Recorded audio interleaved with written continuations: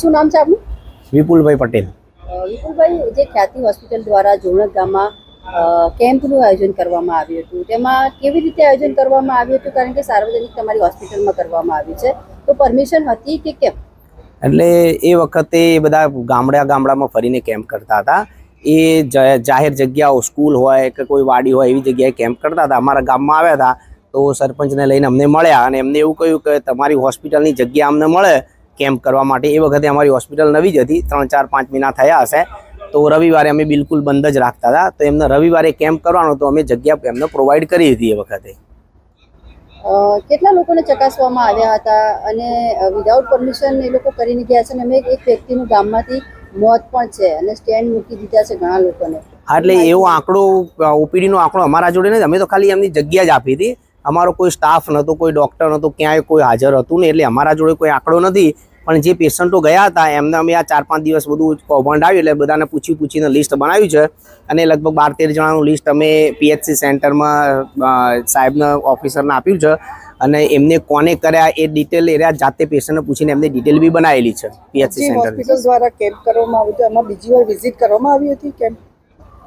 એ બહુ આઈડિયા નહીં મેડમ. ક્યારે એમને ફરીથી વિઝિટ કરી ના કરી. પછી કોઈ કેમ્પ અમારા ત્યાં થયો નથી. એકવાર કર્યો અને એમને જે લિસ્ટ કર્યું હતું એ પ્રમાણે અમુક પેશન્ટોને ત્યાં લઈ ગયા હતા. એના પછી અમને કોઈ ફરીથી કેમ્પ થયો નથી. દાદાને હંગાત જઈ તેલ દવાખાને જતા ને, એમની સારવારમાં કીધું રાત રાખા તો એમની સારવાર કરવા થાય. પણ આ તો મને એમની પહેલી મને હુવાડી દીધી અને મને સ્ટેન્ડ મેળ દીધું. મારતા તો લોહી આડી ગયું. ઘેર આવી તો લોહી આડી જતું. તમને ખબર જ નથી કે આ લોકો ઓપરેશન કરી નાખ્યું? કઈ ભાન જ નહીં મને. ચાવડા જીતેન્દ્રભાઈ મુરજીભાઈ. જીતેન્દ્રભાઈ, તમારા ફાધર જે એક્સપાયર થઈ ગયા, ખ્યાતિ હોસ્પિટલમાં એમને સ્ટેન્ડ મૂકવામાં આવ્યું હતું, કેવી રીતે મૂકવામાં આવ્યું હતું? શું છે સમગ્ર મામલો? અહીંયા 5 તારીખે મેડમ કેમ્પ કર્યો હતો, બરાબર.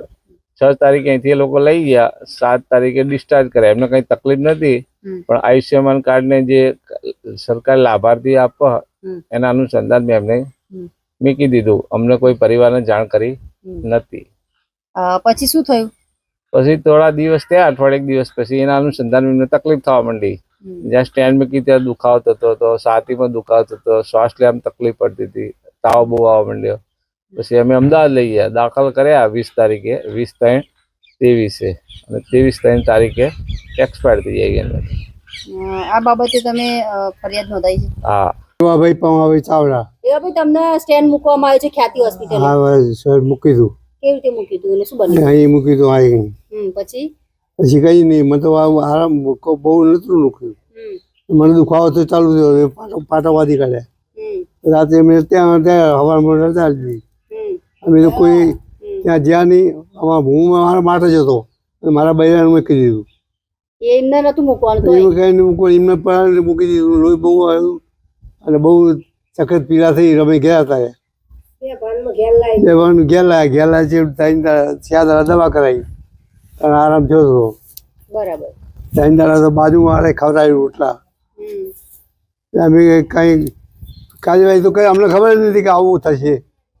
અમે તો અમારી રીતે જ્યાં હતા કે તમને પૈસા મળશે, તમને આ મળશે, તમને આ મળશે, લાભ મળશે, આ મળશે, એમ કરીને અમને સમજાયા અને બધા સમજાવીને લઈ ગયા અમને. ત્યાં જઈને આવું કર્યું. ગુલશન મુસ્તફા સાર્વજનિક ટ્રસ્ટ આયોજિત 13મી સમૂહ સાદી. આથી આપણે જણાવતા ખુશી થાય છે કે દર વર્ષની જેમ આ વર્ષે પણ ઇન્શાઅલ્લાહ સમૂહ સાદીનું આયોજન કરેલ છે, જેના ફોર્મ ભરવાનું ચાલુ થઈ ગયેલ છે. સમૂહ સાદીના ફોર્મ છેલ્લે તારીખ 10/12/2024 સુધી સ્વીકારવામાં આવશે. સમૂહ સાદી ઇન્શાઅલ્લાહ તારીખ 19/1/2025 રવિવારે યોજવામાં આવશે. ફોર્મ મેળવવા સંપર્ક કરો Haji Mohammad Rafiq Jusab Baloch, Bharat laundry, Jat tea house સામે, મોટા Pir road, Sanjognagar, Bhuj, Kutch. Mobile number 9687314318.